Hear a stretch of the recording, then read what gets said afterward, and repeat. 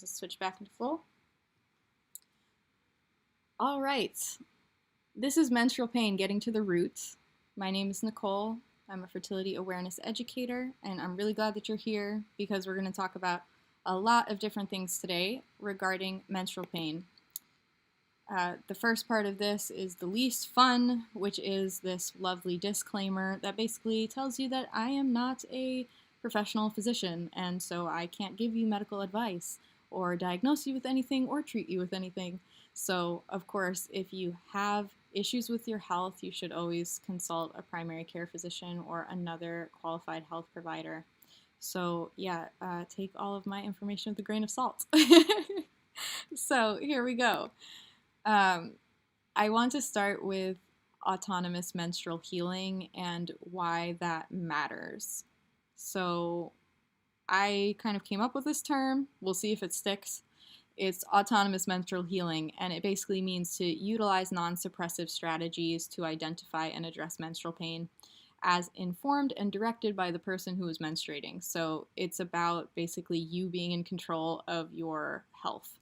Um, and why I would advocate for more of this autonomous healing is because we know that the suppressive strategies that are given to us through gynecology are not very functional. They don't work very well. And so that process of working with gynecology with your menstrual pain can be very frustrating and also expensive and time consuming. People need help in the moment.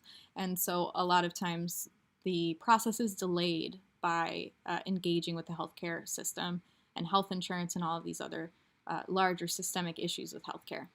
So I think that more user control, allows for more possibilities for the person to help themselves because they know that those strategies exist. So maybe they don't implement all of them, but at least they know that there's sort of some things they can do on their own in the meantime. And that can also be preventatives, because we want to sustain our good health. So essentially here we're getting to the root of menstrual pain, and it is a complex topic, so it's going to be quite a few different areas we're going to get into here. The first thing I wanted to start off with was actually menstrual pain in media because, menstrual pain is kind of a joke. So I wanted to explore how we've learned about menstruation through cinema and also through advertising. So I don't know how many of you have seen Carrie, but this film from 1976 was the first time that menstrual blood was depicted on film, and as you can see from the screenshot, it did not go so well. Basically, Carrie's classmates tormented her for her menstrual blood, and basically kind of set up the cinematic understanding of period blood as being disgusting or something that people would be afraid of. But then you get to the early 2000s, and there's sort of this switch to like more empowering narratives. So we have Degrassi and Emma basically, telling everyone to suck it because she got her period, and she's cool with that. But then the very following year, you have this blockbuster film, Superbad, where basically there's a huge joke scene about menstruation. These two guys are called blood brothers because they both get menstrual blood on them that the girl that they're dancing with, gets the blood on them. And so there's this moment of humiliation. You can see a lot of the actors, the extras in the film are laughing. And then 10 years later, you have Broad City, which is basically like a reclamation of this period humor where basically Ilana, the character, is able to sneak weed through TSA because the TSA guy can't deal with her free bleeding. So, you have all of that going on. And then we also have another example from Blackish where there's this reframing of getting your first menstruation as being positive, and also this exchange of knowledge between generations. So that's kind of the trajectory. It's gone through a lot of change, I guess, since the 70s, which is rather late in sort of film's history for it to have been, showing up on film, but it did eventually get there. And now, the narrative is generally more empowering and more towards some sort of differing narratives that we didn't see in the 90s and the 80s. Then you have the other main area where people learn, about what it is to menstruate, and that's actually through product advertising. So I wanted to talk about these for a second, which is basically some different parts of the advertising that we might find interesting. So here's Tampax basically saying, girls don't let their periods get in their way, basically insinuating that your period gets in your way, and also just these sort of subtle ideas about productivity and that the worker should not have a menstruation, right? So you'll be more efficient if you don't have it. Midol, same thing, keep getting stuff done. So it's all about, basically being more effective and more productive. We're also encouraged to play sports, and just be, unstoppable. These are sort of the messages that you get. And then you also get the other message, which is don't let anyone know that you're menstruating. So it's always about being discreet. Some of them will say the wrapper doesn't make any noise. So when you're in the bathroom and you open it, there's no sound. So these are all considerations that these marketers put together that get into young people's minds very early about sort of the social conduct of menstruation. All the while, people are suffering from pain, this intense pain that is sometimes very debilitating. So that's sort of the context for menstrual pain, and just it's everything from jokes to just being pretty unacknowledged. So the term for painful menstruation is called dysmenorrhea, and that comes from the words painful or abnormal, month, and flow. There's two main types of menstrual pain, primary and secondary. Primary dysmenorrhea is menstrual pain that occurs in the absence of any pathology. So this is primarily the type of menstrual pain that you can fix in just a few months by addressing some underlying issues. So primary dysmenorrhea could be all over the place in terms of the amount of pain that person has. It could be sharp intermittent spasms, it could be dull pain or lower back pain. There are also other symptoms, a lot of gastrointestinal symptoms, nausea, and things like that. It really goes all over the place. Some people have very intense side effects from this primary dysmenorrhea. So the first cause of primary dysmenorrhea is prostaglandins. This is what, if you Google, why do I have menstrual pain, this is what will come up. It will basically say that prostaglandins are these active lipid compounds and that they cause cramping. They cause basically the arteries to vasospasm, which causes spasming, cramping, and pain. But prostaglandins are not inherently, like I was saying in the pre-chat, they're not inherently bad. So you don't want to eliminate prostaglandins and then your menstrual pain will be gone. There's some prostaglandins that are antispasmodic. There are some prostaglandins that are contracting or spasmodic. So you want a good balance between the two. You want the prostaglandins to do their job.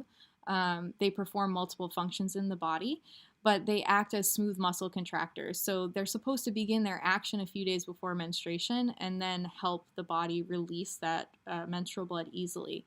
But it's when prostaglandins are combined with other pelvic issues, such as high levels of them, especially the ones that are constricting and are spasmodic, that can result in painful cramping.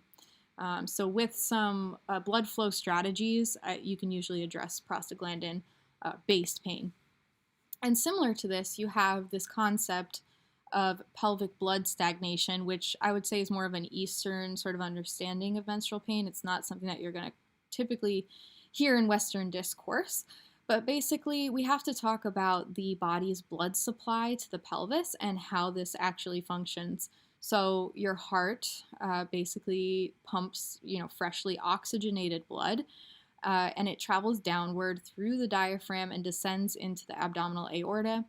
And that is what feeds all of your abdominal organs, which, if you think about this, everything except your brain, lungs, and heart pretty much is, an abdominal organ or your extremities.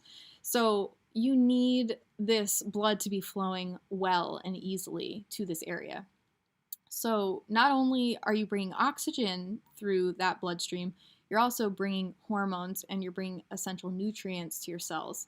So when that blood is not flowing properly and essentially the plumbing of the body is not working well, you aren't getting the proper nutrients, you aren't getting the hormonal changes as they, should be flowing throughout the cycle. And you also have an issue where the diaphragm, due to stress or anxiety, can actually restrict that blood flow to these vital pelvic organs. And so you have to think about it in a physiological way of how that blood is flowing through the pelvis. You also have the ovarian arteries and veins that lie along this muscle here. It's a deep-seated core muscle, part of the hip flexors, the psoas muscle. And so, again, if this muscle is tight, it can also be constricting the ovarian arteries and veins, and you can have essentially issues with those cells, including like cellular death and things like that, where you actually are slowly causing more systemic issues by not addressing some of the physiological issues with pelvic blood stagnation and basically wanting that blood to flow smoothly. Another cause of primary dysmenorrhea is a tilted uterus. The uterus needs to be flexible, obviously, because of its role in pregnancy and labor. So it needs to be pretty free in the pelvis, and so it's built that way. But unfortunately, our way of life and the way that we sit a lot of the time at work and things like that, these sort of repeated ways of moving and sitting, driving, these are things that can negatively impact the free-flowing sort of position of the uterus. And so the ligaments and muscles can be weakened in this area, and the uterus can fall forward, backward, or to either side, and that has a number of different sort of cascading effects. So, it can press against the bladder, it can press against the colon, and that can cause pain, as well as causing menstrual pain. Similarly, this is another physiological issue that is considered rare, but I don't trust when things are considered rare because things are not counted properly in reproductive health care. So it probably happens more rarely than they say. But basically, you have ovarian or adnexal torsion. And this is where, similar to sort of the uterus tilting out of place, you then have issues with the fallopian tubes and the uterus twisting.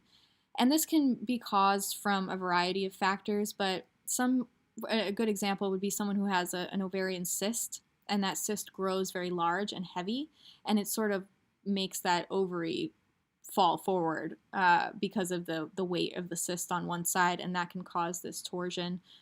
There's other causes of torsion as well.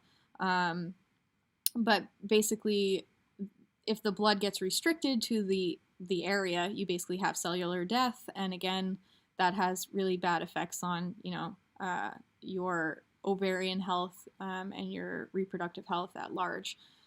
So this is another thing that's basically physiological at the root that needs to be addressed in order to deal with the underlying menstrual pain. We also have toxic menstrual products to deal with. So this is another sort of underrated one that's not really talked about very often, but there is currently no regulation on what materials can be used in conventional menstrual products. So basically all of the conventional ones have lots of endocrine disrupting chemicals in them. All the cotton that is used to make them is Roundup Ready cotton, so the cotton is genetically modified, and it is also sprayed with pesticide.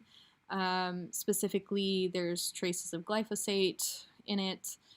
You also have the bleaching process, which makes them, pure white, which is funny because they're just going to turn red.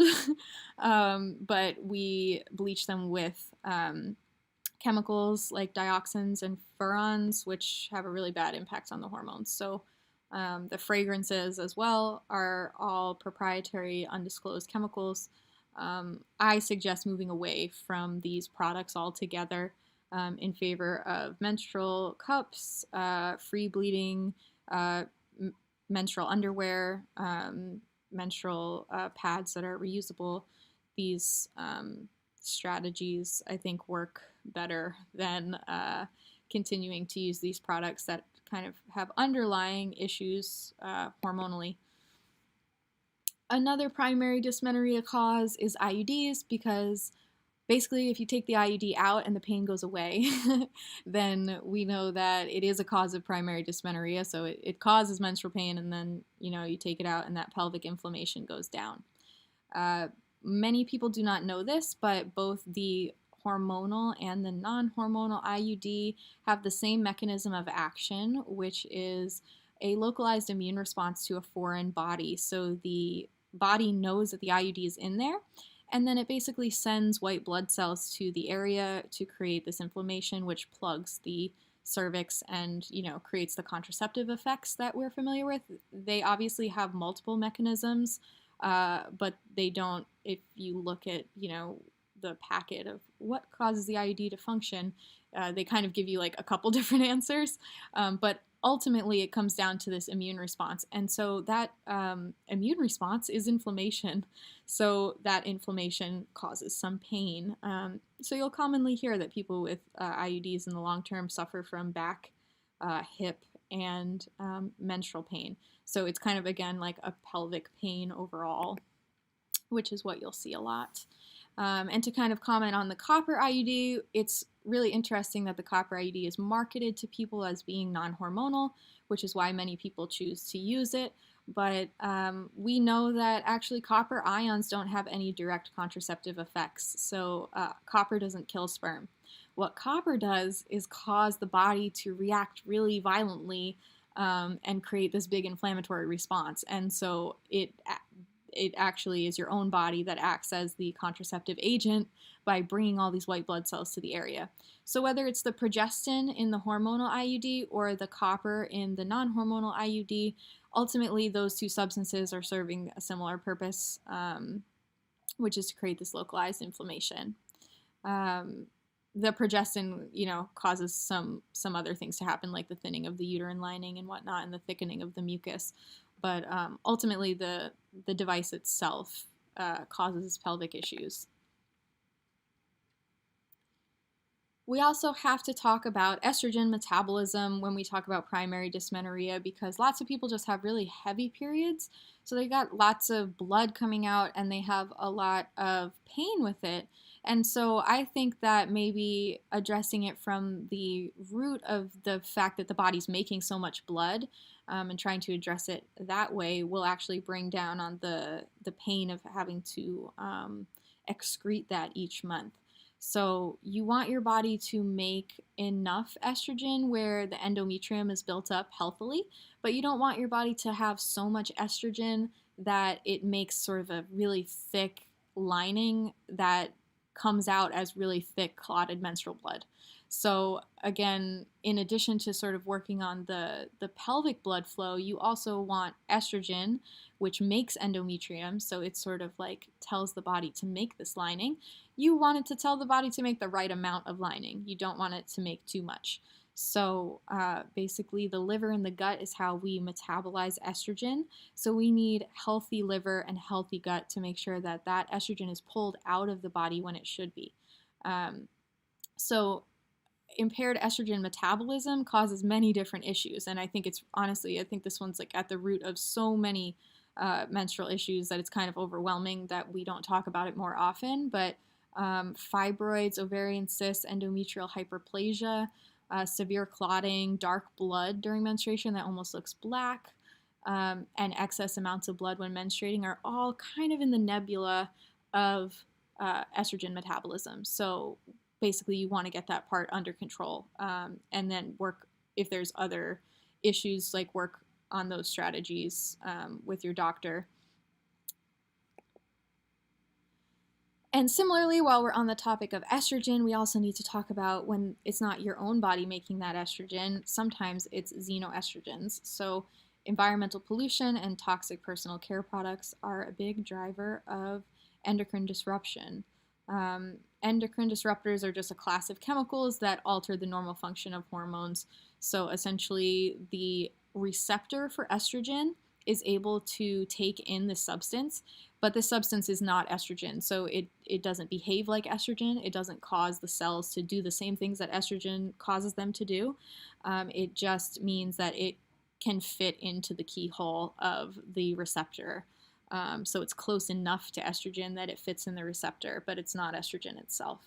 And so I have a list here that you can refer to later of all of the different classes of environmental pollution, but you have skincare, you have industrial products, you have insecticides, you have things that are on food, you have building supplies. I mean, it goes all over the place. These things are inundated in our world, and they just so happen to attach to estrogen receptors, and that alters the way that those cells function.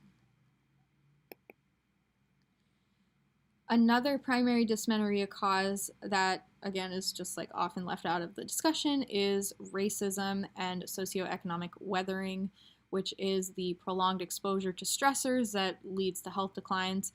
And so I think that, this needs to be talked about in terms of primary dysmenorrhea, because it not only leads to mental health effects that are triggered by, the premenstrual phase being a time of your hormones being kind of low and you being at maybe not feeling the best out of the whole cycle, but it also has actual physical effects. So, higher rates of blood pressure, cardiovascular disease, and reproductive health issues. So this is one way that menstrual pain and larger reproductive health issues are connected.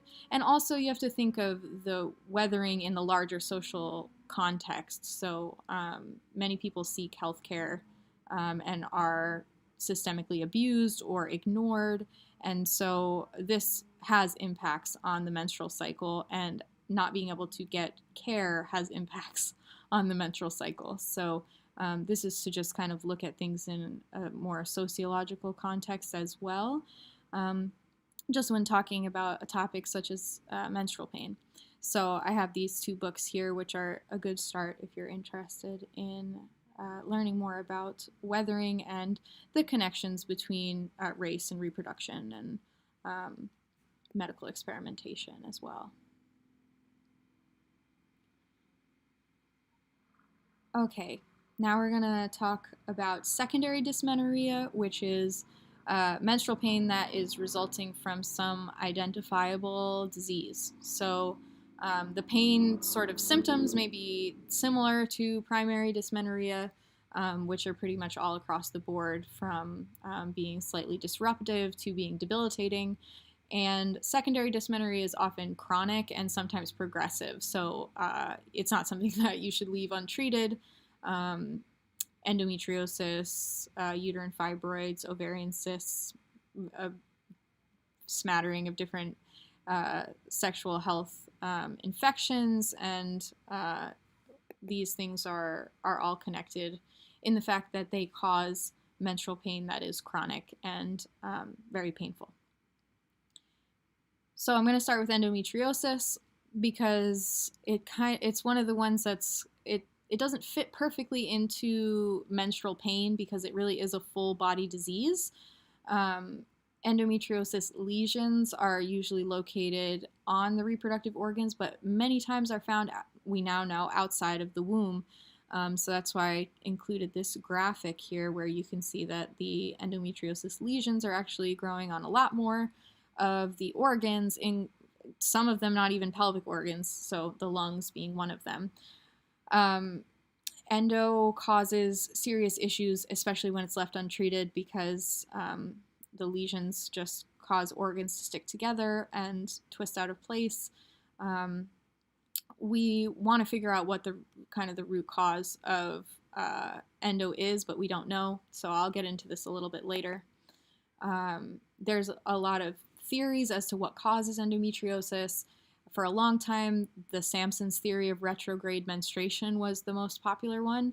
This is completely disproven, so if you hear your doctor or someone in the medical profession talk about retrograde menstruation, or basically a backflow of endometrium, that is not what's going on with endometriosis. It's a very outdated way of understanding the disease. It's much more likely that there's immunologic dysfunction or autoimmunity that's connected. Also, gut microbial dysbiosis, which is basically where harmful bacteria translocate and leave the gut and actually touch the reproductive system. You also have possible embryo origin, so they think that maybe this is sort of a genetic issue that happens during embryonic formation of the reproductive tract, and that person then, is born and becomes, an endometriosis sufferer 15, 20 years later. And then, of course, environmental toxins. There's been studies done on possible dioxin correlations and other environmental factors with endometriosis. So that's really all over the place if you think about it. It's kind of all in the same realm, but it's still very up in the air as far as what the true cause of endometriosis is. And people need care in the meantime while we try to figure this out. So it's very unfortunate in that way. We also have adenomyosis, which is a similar condition where now you're talking about the muscle layer of the uterus, which is kind of, there's the uterine cavity where the endometrium grows, but then there's actually the muscle that, is what's so useful about the uterus during birth, because it actually is what's pushing out the baby. And so you have adenomyosis where this muscular layer actually has these sort of lesions on it that are similar to endometriosis. So many people have both endometriosis and adenomyosis, but they are considered separate conditions, and they may need separate treatments. Again, the cause is unknown of this. Similarly to endo, we think it's got some immune dysfunction and potential genetic or fetal abnormalities that may be at the root of this. Another secondary dysmenorrhea cause is uterine fibroids. This is where you have benign growths that are on your uterine muscle, but again, benign is like relative, because fibroids can definitely cause pain by pressing on other organs. And many people have smaller fibroids that may go undetected without an ultrasound, and they don't cause any pain, and they don't have any effects on fertility. But the larger ones absolutely do, because we're talking about large masses at times that are coming out of people's bodies. So another thing to know about fibroids is that they many times also grow in the muscle layer, like adenomyosis does. So they aren't in the basically cavity of the uterus where they would cause heavy bleeding. So a lot of times people have both fibroids and heavy bleeding because their root cause is impaired estrogen metabolism. So the impaired estrogen metabolism is causing both the fibroid to grow larger and also causing the body to make excess endometrium. But it's not that the fibroid itself causes the excess blood. So you have to kind of see that they have a shared root, but that the actual heavy bleeding may not be caused by the fibroid. It may be sort of an effect of this impaired estrogen metabolism, in addition to that helping the fibroid to grow.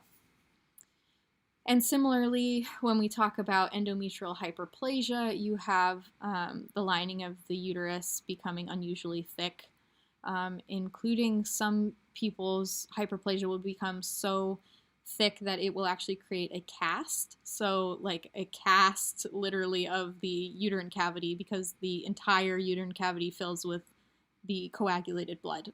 So this, of course, can cause menstruation to become painful. It's often clotted and heavy. We also have ovarian cysts, to which there are many different kinds. Don't look up dermoid ovarian cysts unless you are ready. But I will only be talking about the follicular cysts here today. This is where the normal ovarian follicles, so your ovaries made of these little fluid sacs that contain the potential eggs of the future. that you will ovulate. And each follicle is supposed to, one day get maybe chosen to be the egg, and it will develop and mature and then burst out of the follicle itself. But a follicular cyst occurs when too much estrogen actually causes that follicle that would normally develop under the right amount of estrogen and then eventually become the egg. It causes it to swell and grow much too large. And so that's why you'll hear people say, oh, my cyst was so many centimeters. Because basically that follicle is supposed to mature and the egg is supposed to pop out. But with excess amounts of estrogen and an imbalance of the menstrual hormones, you can have a situation where that follicle grows too large. And it will eventually burst, which causes an infection in your pelvis. And so that, causes acute pain, definitely.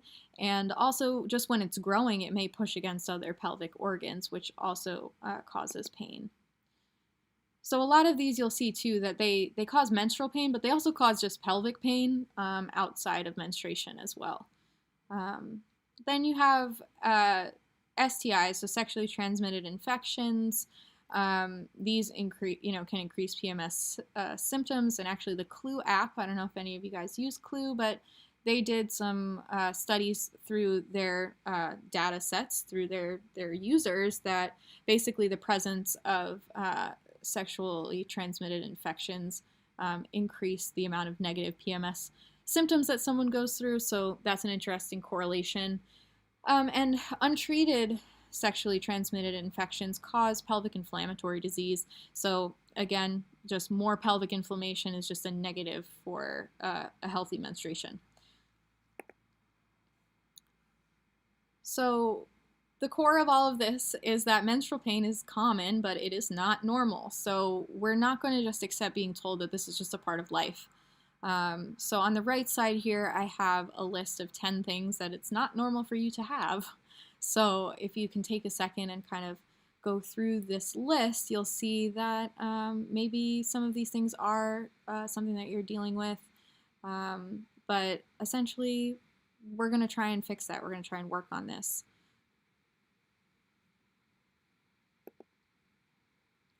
So now I'm going to talk about some of the effects of menstrual pain. We just talked about the causes of primary and secondary dysmenorrhea. Basically, your physical health is impacted by menstrual pain because it's very uncomfortable, and it can even be debilitating with sharp pain or constant abdominal and back pain that makes it hard to resume normal life activities. It also may cause digestive issues, and heavy bleeding can also disrupt people's time spent in public. So they feel like they're going to bleed through a pad. They don't feel like they can resume normal life with the menstruation that they have. We also have mental health issues, which are very common from sort of the drop in hormones without any kind of underlying support can cause brain fog, worsening bits of depression. You also have increased stress because people know that their menstruation is on a cycle. So if it's going to be painful, they anticipate that, and that causes, an added stress trying to figure out, okay, when am I going to menstruate, and how am I going to manage that it's so painful? And of course, chronic pain untreated, leaves you open to more mental health issues, as does being disenfranchised by the healthcare system. So those also impact your mental health for sure. And then long-term health. So, these signs of chronic menstrual pain are signs of systemic issues. They're not something that is just like a part of menstrual life. So you don't want to ignore them because it basically increases your risk of these, bigger issues down the line. Cardiovascular disease, bone health issues, different kinds of cancer. These are all things that are, impacted by the ovulatory cycle, which is protective. So the ovulation that you have every month and the menstruation that's the result of it is a protective cycle for your long-term health, which means that each ovulation that you do is another investment in your later or menopausal life. And pregnancy would also be another sort of a protective cycle where the body is actually rejuvenated by the pregnancy if, it's a healthy pregnancy. So yeah, you want to think about it that way as well, that a healthy menstrual cycle and not having menstrual pain is actually ensuring that in your menopausal life, when you stop menstruating, that you kind of have the stores built up that you need. So now we're going to talk about what healthy menstruation looks and feels like, because we talked a lot about what it shouldn't be. So the first thing is it's supposed to be around 3 to 7 days and about 50 milliliters of blood. You want it to be bright crimson red and have minimal clots. You want the blood to flow easily and minimal discomfort, so no cramping, contractions, or pain. And these are some examples of what menstrual blood looks like when it is fresh and healthy. So it's like bright red. There's not a whole lot of strings and clots to it, and it flows easily. It's mostly liquid. So I created something on my website called Read Your Bleed, which is a basic, very, very basic understanding of where you kind of fit in on this scale, because we've been talking about estrogen and kind of what is healthy and what is normal. And normal is on a scale or a spectrum, I think, when we talk about menstruation. So there is no perfect bleed, but you do want bright red liquid with minimal clotting. That's the goal. If that's happening to you regularly, your menstruation should be minimally painful. And then you have heavy, dark, and clotted blood, this is what I pretty much used to have. It was like a darker red. It looked almost maroon or burgundy, and there were many large identifiable clots in it.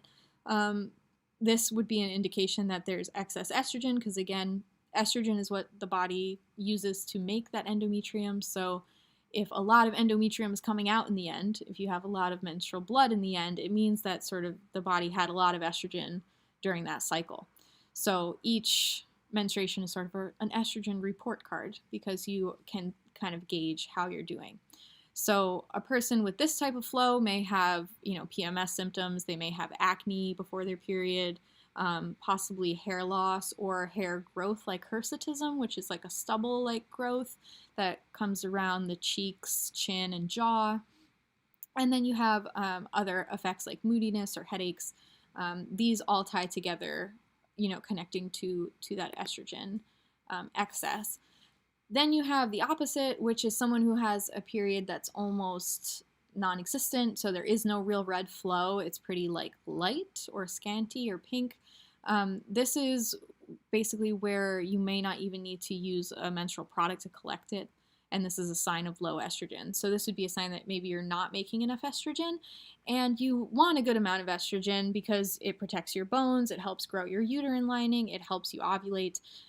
So you do want to have some estrogen. So that's basically too little estrogen. And then also you may have some other kinds of colors here. So brown, purple, or black blood, which can signify old blood. That's basically, again, talking about the pelvic blood stagnation. And if that blood is not flowing well and you need it to be released, when you have that release, you may see blood that looks similar to like a scab, where, a scab is not bright red anymore, it turns a darker color. So similarly, when you're dealing with menstrual issues and you're trying to clear out your pelvis and get that blood moving and flowing, you may see some of this brown, purple, or black blood. Okay, great. Hope everyone's still with me so far. Thank you for being here. This is getting to the roots of menstrual pain, and we'll be talking about healing strategies now. So I'm going to get into primary dysmenorrhea, because this is stuff that most of you guys can leave this webinar and go implement right now, and it will improve your experience of your menstruation. So the first thing I advocate for is ritualizing your cycle and basically starting to understand the flow of the menstrual cycle at all, and starting to live by that cycle is going to have an improvement in your menstrual pain. This is because you're actually acknowledging that you're menstruating. So as I was saying at the beginning with the advertising, we have a culture where you're not supposed to really think about menstruation. It's supposed to be this thing that you just hide and like keep going, and you just kind of act like it's not happening. And so ritualizing your cycle does the opposite of that. Instead, you're really acknowledging that it's happening and you are preparing for it. in a way that respects your body and respects what your body's needs are. So there's 4 phases to the menstrual cycle. It always starts with the menstrual phase being the beginning. The follicular and ovulatory phases are where we, in fertility awareness method, we learn about when we're ovulating and when we're currently fertile. And then after ovulation has occurred, you have the luteal phase. And the luteal phase, or the premenstrual phase, is really, again, a time of coming back down to grounding, and you're headed towards your bleed. So that's kind of the quadrant that I like to focus on, improving myself during that time so that I feel supported when I actually menstruate. So there's a variety of strategies that I would use for this. But the first is just to rest more in the luteal menstrual phase. So resting is a key component because progesterone, which is the dominant hormone after ovulation, is a calming and sleepy hormone. So you're already in a sort of sleepy, calm state when you have enough progesterone in the luteal phase. So lean into that feeling rather than fighting against it. Allow yourself more rest time, less social outings. Maybe you say no to going to a party and you just stay home and just chill. And I think that kind of thinking about menstruation this way is really important to making sure that menstruation is supported. So taking rest when you need it is really a vital component to this. So many people have sort of conceptualized the 4 phases of the menstrual cycle. This is just one person's take on it, where there's sort of energy to each phase as well. And so as you'll see, the luteal phase is considered sort of the waning phase. It's the fall or the autumn phase of the cycle. So you can think about it that way as well. The next component to addressing menstrual pain at the root is to nourish yourself properly for menstruation. So you should actually ideally cycle a bit of your food intake during the different phases of your cycle. So you can break that down into quadrants. Maybe you just break it into 2 halves, before ovulation and after ovulation. But essentially, in that luteal phase, in the days leading up to menstruation, most traditional cultures are preaching warm foods. So if you're looking at Chinese medicine, blood is a cold substance. So to balance the cold yin of the blood, you increase yang or warmth through the foods that you eat. Some of these preparations include soups, bone broth, stew, chili. I really advocate for 1-pan roasted dishes. A good book for this is The Everlasting Meal, because you will learn in that book that you can do more with less. So if you turn your oven on and it has 3 racks in it, maybe you're making dinner, but maybe on the other racks you put some vegetables that you had lying around just to roast them off. And so later on, when you're feeling really tired and you don't feel like cooking, you already have all your base vegetables already, roasted, and then you can just throw them with some rice and some meat and you're good. So the idea is to kind of cook more, cook warmer, and cook really nourishing things during this time. I especially advocate for mineral-rich foods because, again, what the blood represents is a lot of minerals that you are losing, and so to replenish these, you want to eat foods like dark leafy green vegetables.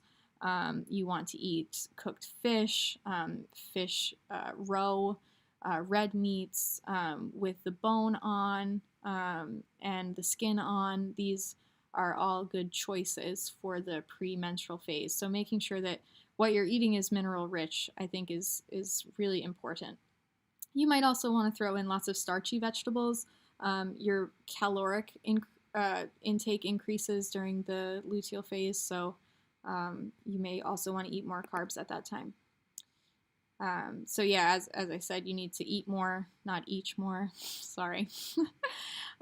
Eat more mineral-rich foods, because they have these vitamins like B vitamins, iron, zinc, magnesium. And animal foods are my preference because they contain minerals that are more bioavailable to the body, so they don't need to go through any conversion process. They're basically going right into the cells in the form that they are in. And they also contain more minerals per gram, so you might only need to eat a small amount of liver to get all of the minerals that you need, but you would have to eat a very large portion of spinach to eat the same amount of bioavailable minerals. So it's definitely about nutrient density per ounce as well. Generally, before menstruation, you want to avoid raw foods because they're harder on your digestion, which is impacted by menstruation. So, in this way, you may want to avoid eating raw in the week before menstruation, or you might find that your digestion is a little more upset if you do. And lastly, it's not really a great time to eat really inflammatory foods for you. So, if you food journal or you've ever done any kind of exploration of the things that inflame you, food wise, you may want to avoid those things before menstruating. So, most commonly, that's going to be gluten, pasteurized cow's dairy, and certain nightshade vegetables. I think that's also very underrated. People don't often associate vegetables with being inflammatory, but many nightshades actually can be very inflammatory. So keep that in mind and do some exploration if you think maybe potatoes bother you or tomatoes. These foods can be highly inflammatory for some people. There's also topical strategies. So I enjoy castor oil packs, which work via the lymphatic system. This is a system where you basically take castor oil, you soak a cloth that has castor oil on it, and you heat it, and you cover, your entire pelvis. It's all about what we were talking about earlier, getting blood to flow, pulling out toxins, and also to warm the womb. Physically warm it. So that's castor oil packs, which you can definitely try in the premenstrual phase. I also suggest other herb salves. So I have CBD here, cannabis, THC cannabis also works, but other herbs as well that work really great topically, I find are oils made from rosemary, plantain, which is the weed or the green plantain, not the banana plantain, and comfrey. These are all good choices, as well as magnesium spray, which is just another transdermal way of getting your daily magnesium. You can also employ antispasmodic herbs in the week before menstruating. Again, if you're tracking your cycle, you kind of get a sense of when the next menstruation is going to occur. And so these are just a list of herbs that have antispasmodic action that can maybe help with some of that severe cramping as you are working through this process, because it is a long-term process of addressing this pain. So you have black cohosh, you have butterbur, you have valerian, kava, ginger, fennel, and cramp bark. So if you can get your hands on any one of those, you don't need to use them all, but if you get your hands on any one of those, check it out and see if it has any impact if you start taking it about a week before you menstruate and take it through the menstruation as well. I also really advocate for physical therapies, and it is a shame that they are often very expensive. This really should be covered for people's insurance, but hopefully we will live in a world that this is more available in the future, the more that we talk about it and advocate for it. So Arvigo massage therapy, which is an abdominal therapy, and also the addition of traditional techniques like herbalism and vaginal steaming. Mercier therapy is another deep pelvic organ therapy technique. And then you have acupuncture and yoga, which is more for maintenance than actual physical therapy. But the two massage therapies that I have here, these deep organ therapies, are meant to have a practitioner basically touch the pelvic organs and identify the reproductive system in the pelvis and actually help free it up and move it gently into a better positioning. So if someone has a tilted uterus, or they're suffering from torsion, or they have fibroids, or they have other pelvic issues, sometimes Arvigo massage or Mercier therapy can help free up what's the root of the problem. And once those organs have been shifted and are in a better position, they may become less inflamed, blood may flow better, and so oxygen, hormones, and toxins can be removed. And so in general, it improves pelvic blood flow, and this is one of the main causes of menstrual pain. So I definitely advocate for pelvic floor therapies. And then I wanted to take a second to talk about vaginal steaming. This is something that is actually very common in many traditional societies around the world. I think pretty much every continent has um, really multiple cultures that use some form of fumigation, which for some cultures is steaming, where water is used to get oils from herbs to get caught into the steam, or smoking, which is again where you're sitting over a fire and there's smoke, is the main fumigation technique. I have only experimented with steaming, so that's what I'm going to talk about here. But basically, the idea is to, again, you're warming the womb and you're also bringing the helpful herbs and the steam itself, which acts as sort of a dislodging agent for buildup of blood or mucus, if you use steaming on your face. And so the purpose of this is to work with herbs that are menstrual herbs that can address something that's going on with the blood. Is the blood not flowing well? Is there too much blood? Is there too little blood? Kind of whatever's going on there. You would work with a practitioner or someone who is a little bit wiser in herbalism to guide you on which herbs would be best for you.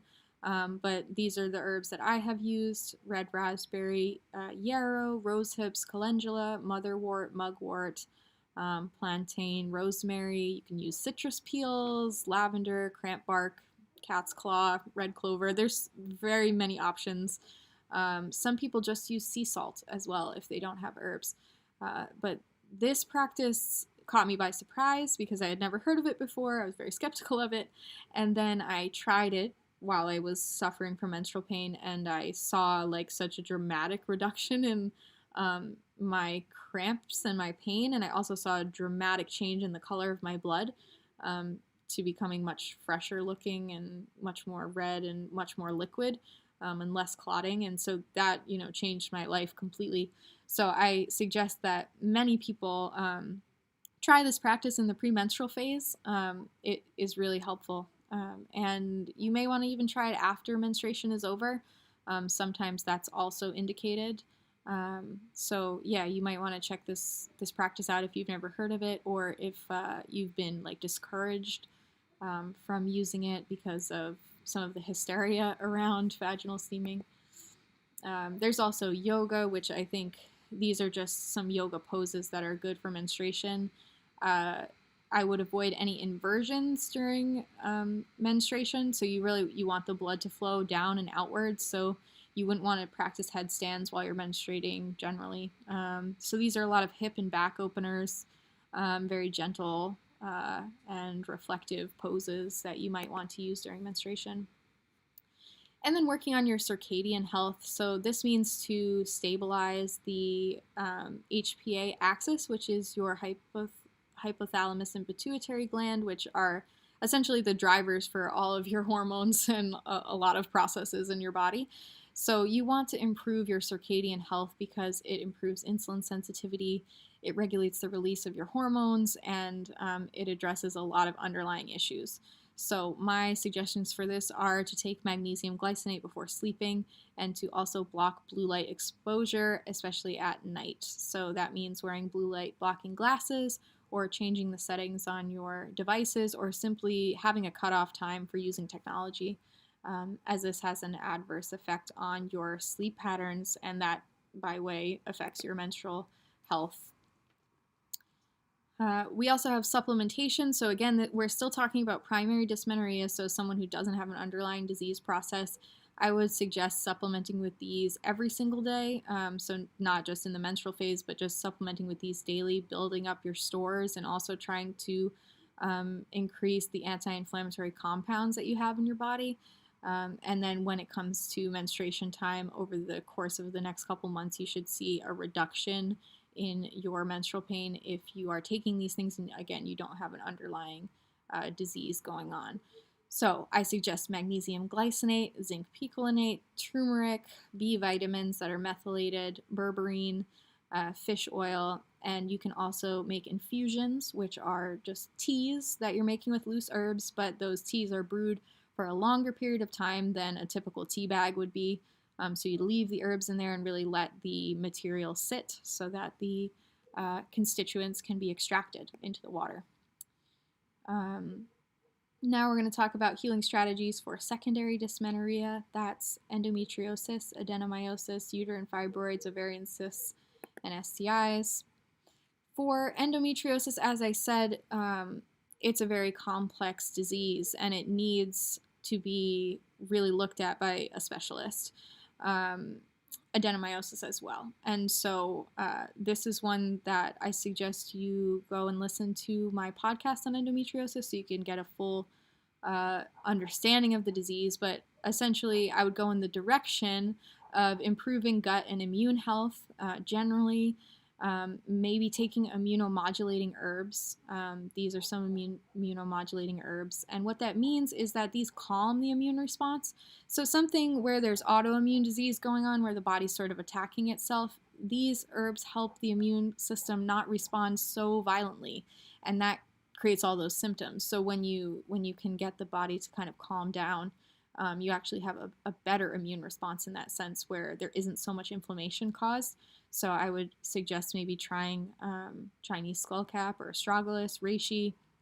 A lot of the wood mushrooms, maitake and trametes, these are positive for calming the immune response. And I would also consider surgery if it's appropriate because it very many times is. And also reducing environmental exposure to toxins. So these are not hard and fast answers to your endometriosis, of course, but they will improve some of the symptoms that you're dealing with as you move through the process of, making longer term plans. We also have the uterine fibroids, the ovarian cysts, and the endometrial hyperplasia. And I think a lot of the root cause of these issues is impaired estrogen metabolism. So maintaining is important. Trying to get these things not to increase, not to grow larger, is important. And so you want to improve your estrogen metabolism through the liver and through the gut. And so the liver herbs I would work with are burdock, dandelion, and milk thistle seed. And for gut health, you can go all over the place with this, but marshmallow root, slippery elm, licorice root, L-glutamine, fennel, and ginger, and I would also put bone broth on there as well as gut healing herbs and supplements. And STIs, obviously, they need you need to be treated for them, but someone who has a viral infection that they will probably have for life, herpes and HPV being two of the most common, I suggest taking immune herbs daily, and this can even bring you to a place where you are no longer symptomatic, and so you're not shedding the virus, you're not having the pain and the discomfort that comes with outbreaks, and so I think that's a positive thing, rather than just using Valtrex or sort of the clinical options that you are given. Instead, you can prevent those outbreaks from occurring by taking reishi and astragalus. Or if you do have an outbreak, you can use a topical infusion where you're basically taking birch bark, licorice, lemon balm, and rosemary and cooking that down into coconut oil. And it makes a really good salve during outbreaks that will be soothing and also, again, may encourage the outbreak to end. And I'd be remiss if I did not talk about severe PMS and PMDD. Because obviously these are also highly disruptive things that occur in the premenstrual phase. They aren't menstrual pain in the sense of physical pain, but they are definitely painful. And so my suggestions for severe PMS and PMDD are to first take into account some of the things I talked about in regards to primary dysmenorrhea. You want to nourish yourself with deep nutrition and healing foods while avoiding inflammatory foods. You also want to reduce inflammation and mast cell activation and histamine release. So this means that basically you want to avoid foods that trigger histamines and mast cell activation, which are essentially part of your immune system that gets overactivated by certain foods that contain histamines. You also want to support your progesterone levels, which is something that we get into in fertility awareness. Being able to see the progesterone levels through waking body temperature and actually understand when progesterone levels are healthy and when they're struggling could make a huge difference, because once you know that, oh, it's my progesterone that's low, and progesterone is a positive hormone for mood. If you can improve those levels, a lot of times you can get that severe PMS to stop. You also have encouraging a healthy liver and gut microbiome, because estrogen metabolism, again, estrogen metabolism being healthy is important to mental health, and to live as healthy as you can, to start to really prioritize the menstrual phase, because you know that you're dealing with this sort of severe disruption mentally. And furthermore, what you can do to stabilize GABA receptors in the brain and support progesterone levels is to supplement with magnesium. I'd also suggest B6. Omega-6 fatty acids like evening primrose oil are positive. The herb Vitex agnus castus also has a mild opiate effect, also is really good for progesterone. And then there's also iodine, the other minerals, selenium, things like that. And then you have body identical progesterone, which is progesterone that's oral micronized progesterone. It requires a doctor's prescription. However, you can purchase wild yam made progesterone cream, which is, again, just comes from the plant. But I would aim for 200 milligrams a day. Dosage is important to getting the right effects from progesterone capsules, so keep notes about how much you use. And then focus on foods in the, that have some of these compounds that we're talking about. So that's honestly seafood, organ meats, egg yolks, grass-fed butter, seaweed, mushrooms, and leafy greens. So anywhere in that realm, if you can increase that food intake during the week before menstruation or after ovulation, that's helpful. And lastly, if the depression is really severe, the anxiety is really severe, you may want to work with herbal antidepressants. So here's a list of a few of them. You have St. John's wort, mugwort, rosemary, lemon balm, lavender, motherwort, and valerian. So just read about the drug interactions and contraindications for these herbs before you use them, but they can be really helpful in the premenstrual phase. And you can have them as tea, as tincture, you can take them as capsule, you can try different methods of extraction. And I kind of just wanted to end here with the limitations of clinical treatment. So typically we're told like, oh, you just take ibuprofen or NSAIDs, and that basically brings down the amount of menstrual blood that you have and the amount of pain that you're going to have. Okay, true. In a straight sense, like yes, but if we're talking about like long-term usage, like is that person going to menstruate for 40 years and every single menstruation they're going to need this clinical intervention? It causes gastromucosal and liver damage over long-term use. So those things are not good for the estrogen metabolism that we were talking about. So of course, if you need to use them because you're in pain and you have to work or you have to live your life, that's totally understandable. But the goal is to get beyond this sort of way of thinking, which is very, limited, that basically you're just going to have this chronic issue and you're just going to manage it with pain medicine. And then lastly, there's birth control, which is one of the main reasons why people use birth control today isn't actually for birth control or contraception, but because of menstrual pain. And so birth control doesn't do anything to treat the underlying causes of menstrual pain, and that can exacerbate the problem because eventually you may need to stop using it for some reason, and then you are right back where you started or possibly worse. So these are the reasons why these sort of clinical treatments are, they're tools. You can use them if you need them, but I don't think that they get to the root of what's going on with menstrual pain. But basically, suffering is not the default option, so I just wanted to give you some sense of what direction to go in from here.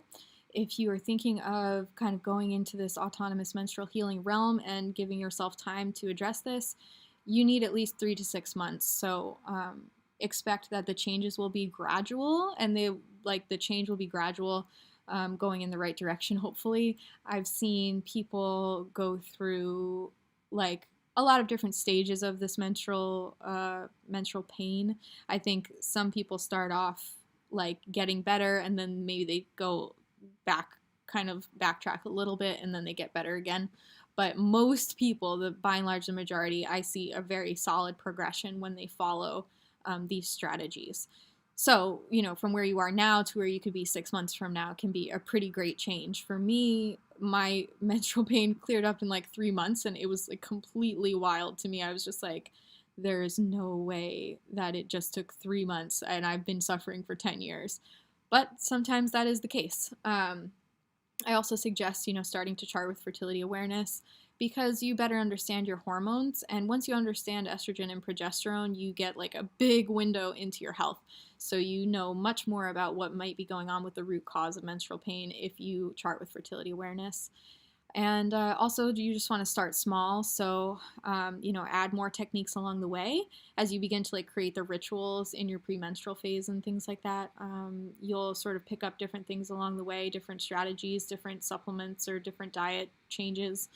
You'll find what works for you.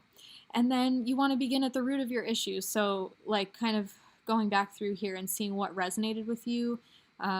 If something stuck out to you, that's probably the area you should focus on first, and then other things can kind of come in. So I just want to make you all aware of some of the resources that I provide outside of webinars. I have a podcast called the Someone Somewhere podcast. I also have an upcoming course, my first self-study course. It's going to be a video course that I'm dropping on December 1st. It's called Breaking Up with Birth Control. This is my attempt to address the question of like how we get off birth control without harming ourselves further, because my own experience with getting off of birth control was pretty rough. It took a while because I had some like kind of underlying issues that definitely were triggered by the birth control. So when I got off, I had a big reaction to it, and it took a while to feel better. So this is kind of like to prepare the person so that they don't go through what I went through. That would be ideal. And then I have a Patreon where I keep a lot of different blogs. This has got like basically like all my recipes. So it's got like everything that I would suggest for these different topics that you may want to seek out. We also have the Learn Body Literacy Discord group, which I love. We have like 64 members currently. The Discord is private, so it's just us. We're all discussing menstrual issues, fertility awareness, talking about contraception, and you can ask questions to the group and you can just kind of talk, and it's kind of a shared space for reproductive health. You can find more out about that on my website, learnbodyliteracy.com. I also have these charting journals and 2 books I've published in the past 2 years. The first is A Guide to Fertility Awareness as Contraception, which is like a 50-page book on the basics of fertility awareness, the symptothermal method. And then I also have Fertility Awareness Through the 5 Senses, which is a teen-friendly or young adult-friendly book that teaches about how to understand your fertility through the experience of your 5 senses. So thank you so much for coming to this webinar. I really appreciate all of you who made it to the end. My name is Nicole. I have started the hashtag #FamTaughtMe on Twitter, where I talk about fertility awareness, and I now have my own Twitter account at LearnBodyLit, so follow me there for more information about fertility awareness, or you can go to learnbodyliteracy.com. I also have a group program that is coming up on November 15th. The enrollment ends, so please do let me know if you want to be involved. All right, so I'm back. It is darker, but I'm here. Thank you so much for coming. Okay. It was my pleasure. Thank you very much for being here. If anyone has any questions for me before we log off for the day, please let me know. Of course, I think it's really important to talk about NSAIDs being counterproductive. Yeah, ibuprofen is something that I took for many years because I had migraines, and so I was told to take Excedrin migraine. That was like what they told me to do, and so I did, and it just stopped working. So I felt bad. Like I was still suffering from the migraine. And then I also was like, my liver and my stomach were feeling awful at that point, of many years of trying to manage it that way. So yeah, it did not pan out for me as something that I could use forever. I can't even imagine that. Um, so yeah, with endometriosis also you're just told, oh, just like kind of manage the pain, but NSAIDs can definitely be counterproductive to that. I believe that the YouTube will record this whole stream. God, I hope so. Basically, when I hit end stream, I believe it's going to like transfer over to my YouTube account read. So no worries if you want to watch this again later.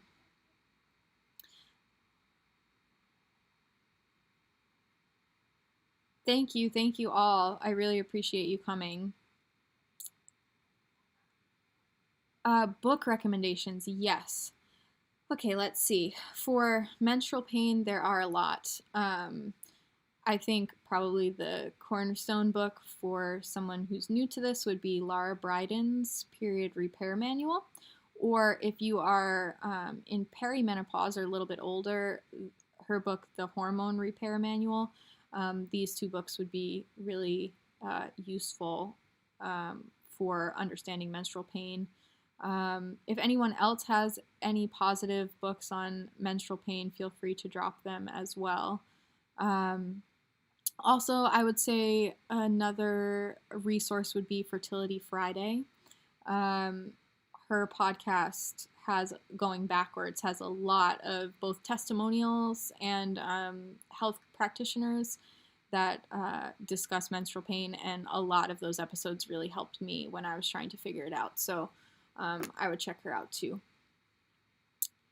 Me personally, I switched back in 2015. I switched to a menstrual cup. I switched to a Diva cup.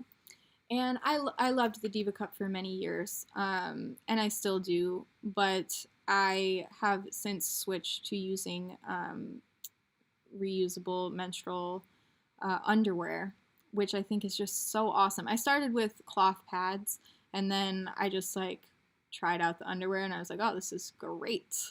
So honestly, that's what I stick to the most. Just because I like the free-flowing nature of it.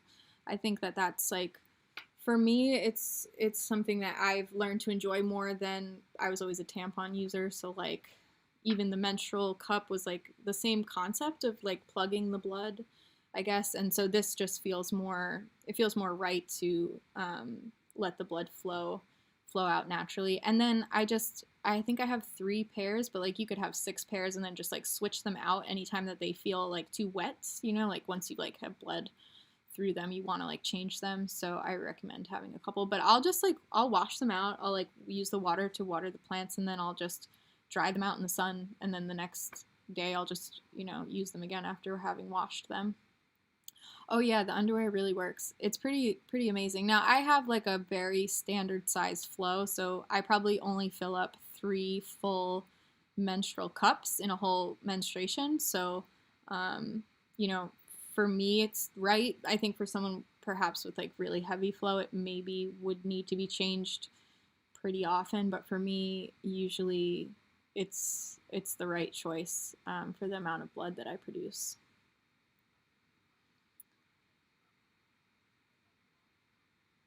I didn't talk too much about menstrual migraines, but I do have a blog on that, Angelica, that has like a very exhaustive list of everything that I went through on my Patreon. So I can send it to you if you want to message me or email me. I will send you the info because it's like a really long, detailed list of everything that in the years that I had menstrual migraines, everything that I went through. Research all the herbs that I've used, and also I put in there my personal regimen, so maybe what worked personally for me will work for you too. But mainly, actually, for my menstrual migraines, I worked on my liver. It was my naturopath and my herbalist who told me that it was my liver that really needed help, and that had a huge impact on menstrual migraines. So yeah, I would I would encourage you to read that. For menstrual tracking apps, I don't really use or suggest menstrual tracking apps because they uh, are, I guess, they're predictive in the sense that they, are telling you what they think is going to happen. So I prefer fertility awareness apps because I'm, as the user, in more control. So the one that I use is Kindara. I've been using it for a few years, but many people are jumping over to this app called Read Your Body. You might want to check it out. I think it's like $15 a year. Many people swear by it. I probably will switch. I just have been on my Kindara for a while, but those are the two apps that I would suggest because they do not sell your data to advertisers, and I think that is really important. And they also, make you kind of the person who's in control rather than the app being in control. Elevated Conjure, oh, wishing you well with your surgery on Wednesday. I'm really excited for you to have that done, and hopefully it will help. But I think everything that you're doing is like on the right path. So awesome job. Courtney is asking thoughts on starch and menstruation. So I think I would say that the body craves more calories and more starches during the luteal or the post-ovulatory phase. So basically, from the point where you're ovulating going to the end of that menstruation, I would say eat more starch that you enjoy. For me, I think the best starches are starches that contain micronutrients. So that would be like squashes, potatoes with the skin, or yams.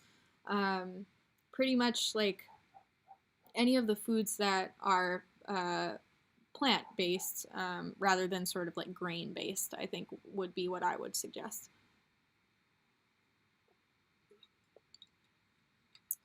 Katharina Dalton. I don't know her work on PMS. I have heard her name before, but I would be curious. I'm always looking for fresh perspectives on PMS because it's something that just isn't. It really needs like an update in how we're talking about it, like in a wider context. Okay, let's see. Is there such thing as too much red meat during the premenstrual phase? Like, what would you recommend as a good portion sizing between carbs and veggies that's easy on the digestion? This is a good question. I don't think there's such thing as too much red meat. Perhaps for one person, and the quality of the meat, there could be, but I would say I'm just a very simple person when it comes to plating. I like to do the thirds rule.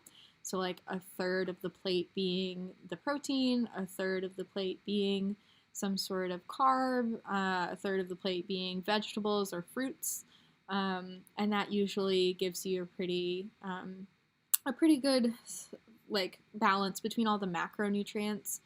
But I'm really big on basically trying to use like whole animal foods. So like I would always prefer the cuts with the bone or with the fatty pieces, and then basically after you've roasted or used that meat, you would reuse the bones and the fatty pieces and the cartilage and all of that into a bone broth. So you get two uses out of the same product, and then you can use that broth to make a good soup, or you could cook your rice with it. So now your rice has the nutrients in it. But I would say, to me, the premenstrual phase is where you actually want to get more red meat than any other part of the cycle because it's got a lot of iron and other trace minerals in it. But I think foods should be well cooked. So I would say, like, when it comes to the vegetables and being easy on digestion, you want foods that are fully cooked rather than raw. Oh, Dot on Android. Okay, I haven't seen that one. That one must be new. That's interesting. Thank you for pointing that out because I'll check it out.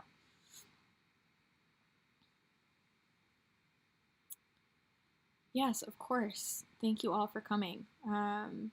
If anyone has any other questions, please feel free to ask them. It's been a pleasure. I love doing these talks, and it's really fun to do lives because I don't do them often. But I hope that this was informative, and that hopefully you'll take some of these strategies with you in the future as you try to address menstrual pain at the root. So with that, I think I'm going to end this stream. Thank you all for coming. Thank you for spending a couple hours with me, and I hope that you learned something. Please feel free to share the YouTube channel and this webinar with anyone that you work with. If you are in birth work and you have clients who have menstrual pain, feel free to send them this. And of course, you can contact me via email at famtaughtme@gmail.com, and we can converse, and I can see if I'm a good fit for you as an educator, or maybe someone else in my network is. But thank you so much for being here.